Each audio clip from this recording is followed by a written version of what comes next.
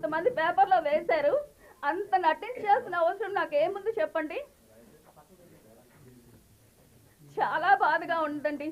ఈ రోజు ఇంత పబ్లిక్ అవ్వాల్సిన అసలు అవసరం లేదు. నా ఉద్యోగం నేను చక్కగా చేసుకుంటున్నాను, నా పని నేను సక్రమంగా చేసుకుంటున్నాను. అయినా నన్ను అనవసరంగా నన్ను ఇంత బాధ పెట్టి ఇలాంటి స్థితికి తీసుకొచ్చారు. అయినా కూడా ఇప్పటికీ కూడా నాకు న్యాయం జరగలేదు. హాస్పిటల్లో 4 days ఉండి ముచ్చుతో పోరాడి బయటకు వచ్చాను. అయినా కూడా ఇప్పటికి కూడా అధికారులు స్పందించడం లేదు. ఎమ్మెల్సీ అయ్యింది, ఇప్పటికి ఎఫ్ఐఆర్ అవ్వలేదు. ఎవరు ప్రెషర్ వల్ల ఎఫ్ఐఆర్ అవ్వలేదు చెప్పండి. ఏపీసీ గారిని తీసుకుంటే